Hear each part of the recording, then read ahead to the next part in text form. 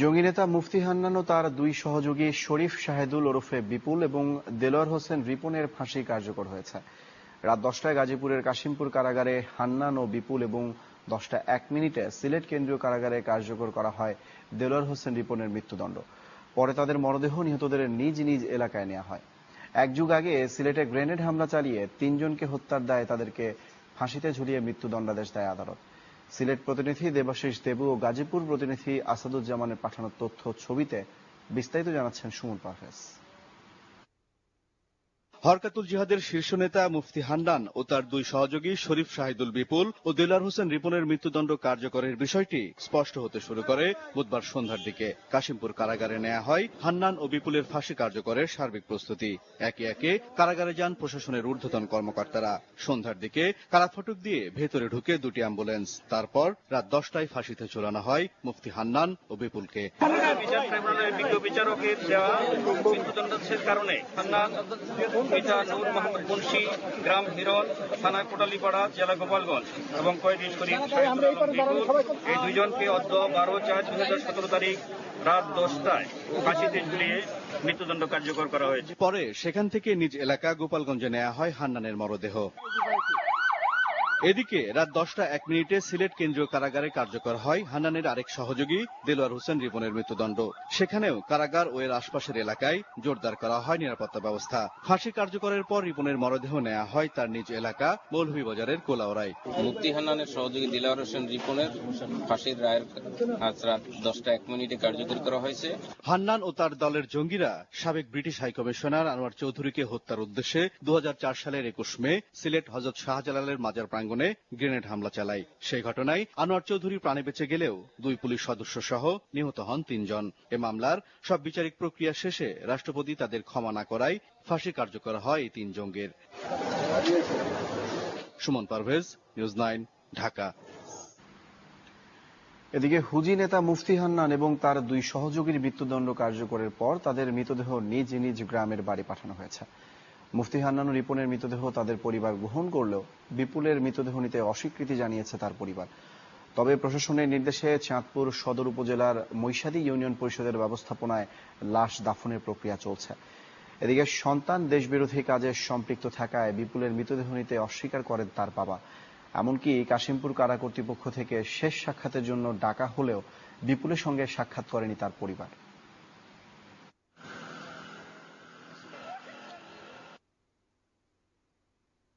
আমরা সরকারকে বলে দিয়েছি যে আমি দেখা করতে যাবো না, লাশও আনবো না। এখন সরকার আবার এই সিদ্ধান্ত নিয়েছে যে এটা লাশ দেশে পাঠাবে, ওনাদের ব্যবস্থা ওনারা দেশে দাফন করাবে। যে কীর্তিকলাপের কারণে উনি তার ফাঁসি হইতেছে, এটা তো আমরা নিজেরা লজ্জিত, এলাকাবাসী লজ্জিত। এমনকি এটা একটা অসম্মানজনক ব্যাপার স্যাপার। তার বাবা এবং তথা তার ফ্যামিলি এটা রিসিভ করতে এবং দেখতে তারা অস্বীকৃতি জানায়, যার ফলে আমাদের প্রশাসন, যেহেতু আমরা স্থানীয় প্রশাসনের আন্ডারে আছি, আমাকে প্রশাসন থেকে বলছে যা লাশ দাফনের সম্পন্ন করার জন্য কার্যাদি ব্যবস্থা নেওয়ার জন্য।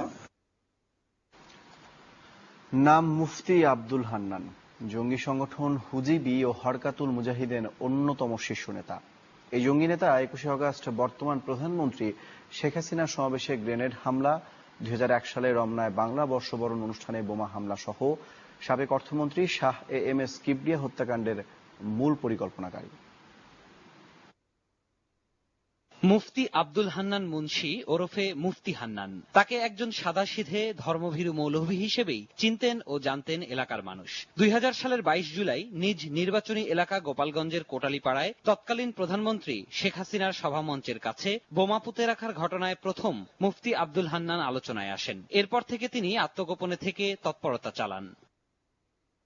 গোপালগঞ্জের গওহরডাঙ্গা মাদ্রাসা ও বরিশালের সরসিনা আলিয়া মাদ্রাসায় লেখাপড়া করেন হান্নান। এরপর ভারতের দেওবন্দ মাদ্রাসায় ভর্তি হন। 1987 সালে ভারতের আলিগড় বিশ্ববিদ্যালয় থেকে ইসলামিক শিক্ষায় স্নাতকোত্তর পাশ করেন হান্নান। পরের বছর 1988 সালে তিনি পাকিস্তানে যান। সেখান থেকে তিনি সীমান্তবর্তী শহর খোস্তে মুজাহিদ ক্যাম্পে প্রশিক্ষণ নিয়ে আফগানিস্তানে সোভিয়েত বাহিনীর বিরুদ্ধে যুদ্ধে অংশ নেন। যুদ্ধে আহত হয়ে তিনি পেশোয়ারে কুয়েত আল হেলাল হাসপাতালে 10 মাস চিকিৎসা নেন। এরপর করাচির এক মাদ্রাসায় লেখাপড়া শেষ করেন।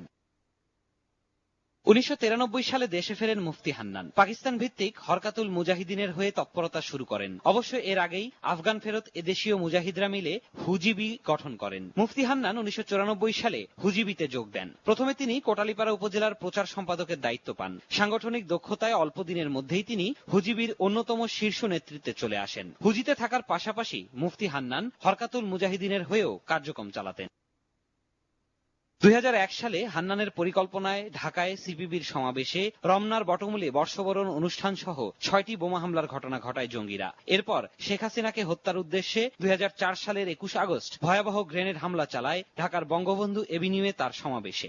এতে আওয়ামী লীগের 22 জন নেতাকর্মী নিহত হন। আহত হন শেখ হাসিনা সহ শতাধিক ব্যক্তি। এর আগে একই বছরের 21 মে সিলেটে হযরত শাহজালালের মাজারে বাংলাদেশে তৎকালীন ব্রিটিশ হাই কমিশনার আনোয়ার চৌধুরীর উপর এবং 7 আগস্ট সিলেটের তৎকালীন মেয়র বদরুদ্দিন আহমদ কামরানের ওপর গ্রেনেড হামলা চালায় হুজিবির জঙ্গিরা। হান্নানের পরিকল্পনা ও নির্দেশনায় সর্বশেষ গ্রেনেড হামলা হয় 2005 সালের 27 জানুয়ারি হবিগঞ্জে এক সমাবেশে। ওই হামলায় আওয়ামী লীগের নেতা ও সাবেক অর্থমন্ত্রী শাহ এএমএস কিবরিয়া সহ 5 জন নিহত হন। আফগান যুদ্ধে অংশ নেওয়া এই জঙ্গি নেতা গ্রেপ্তার হবার আগ পর্যন্ত দেশের বিভিন্ন স্থানে জঙ্গি কর্মকাণ্ড চালিয়েছে। এরপর ফাঁসির রায়কে কার্যকর করা নিয়ে আবারও আলোচনায় উঠে আসেন তিনি। বলা হয়ে থাকে, বাংলাদেশে জঙ্গিবাদের শুরুটা হয়েছিল হরকাতুল জিহাদের আক্রমণের মধ্য দিয়েই। বাংলাদেশে বড় জঙ্গি হামলার অনেকগুলোই হয়েছে মুফতি আব্দুল হান্নানের নেতৃত্বে ও পরিকল্পনায়। গত মাসের শুরুতে অপর একটি মামলায় আদালতে হাজিরা দিয়ে ফেরার পথে হান্নানকে বহনকারী প্রিজন ভ্যানের ওপর বোমা হামলা চালিয়ে তাকে ছিনিয়ে নেওয়ার একটি চেষ্টাও হয়েছিল। সিরাজুম মুনির শুভ, নিউজ 9, ঢাকা।